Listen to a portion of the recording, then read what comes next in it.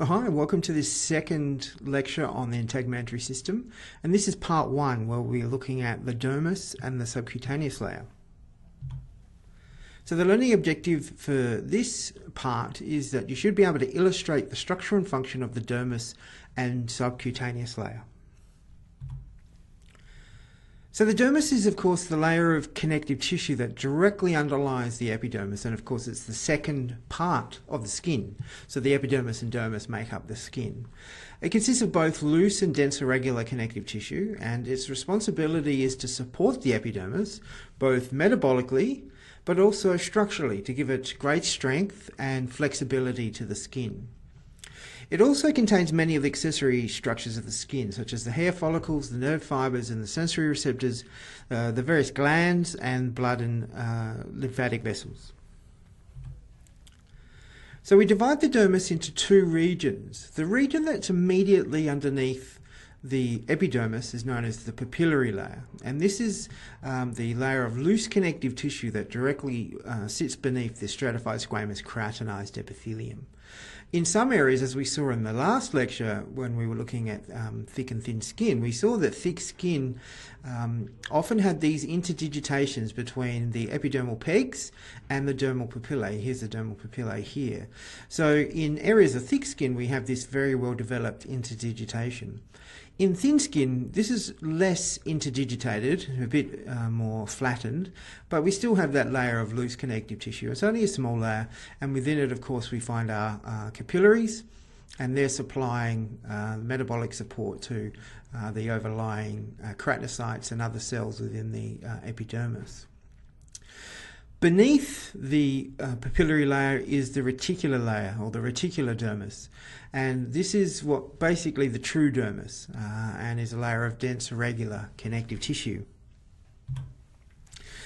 So the best way to visualize connective tissues is through using a trichrome stain. So that's what they've done here, and this is slide 42 in the digital slide box. We can see in red here the epithelium has been stained, so this is the stratified squamous keratinized epithelium. You can see quite often what happens with skin or epidermis is that the keratinized layers tend to come away a little bit from the living cell layers. So you often find these little holes in this region where the tear between the living and the dead cell layers occurs. So the living cell layers are here. We can see quite well developed epidermal pegs, and we've also got a very thick stratum corneum. So obviously this is a section of thick skin. So here's our dermal papillae, which has a layer of loose connective tissue, and then all of this out here, this is the reticular dermis. So together the papillary dermis and the reticular dermis form the dermis. Now beneath that we have the subcutaneous layer, or the hypodermis, and we'll be talking about that towards the end of this first part.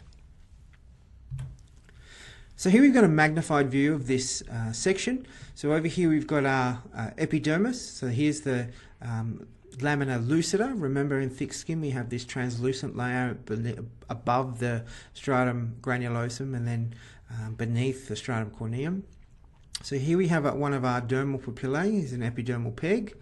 And so here in our loose connective tissue we find thin individual fibres of collagen. We've got some loops of capillaries here. It's a little red blood cell. In this case, red blood cells are stained this orange colour. So we've got these fibres, and you can see them running upwards towards the epidermis, sort of pointing towards the epidermis above it.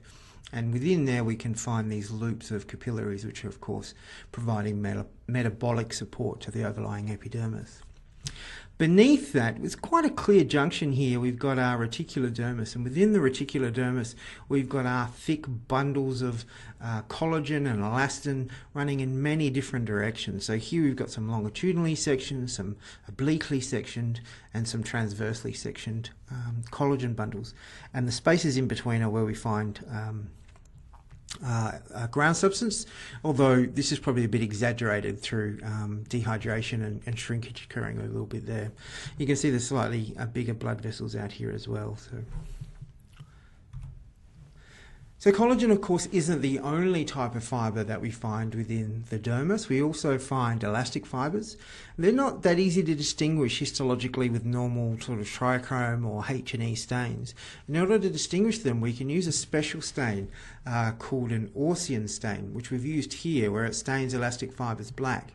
So you can see all of these little black fibres or bundles of fibres that are running in conjunction in this sort of brown colour here, which is our collagen bundles. And quite often what you'll see is that they coordinate their orientation. So the big thick bundle of elastic fibres here is running concurrently with this big thick bundle of collagen fibres. And then up into the loose connective tissue, the papillary layer, we can see these little individual elastic fibrils running with the collagen fibrils there. So elastin, of course, gives elasticity to the skin. You always find elastic fibres in conjunction with collagen fibres, with the idea that the collagen sort of resists overstretching of those elastic fibres. And beneath the reticular dermis, we have a layer of subcutaneous layer, or hypodermis, or also referred to as subcutis. So some clinicians refer to it as the subcutis or the subcutaneous layer.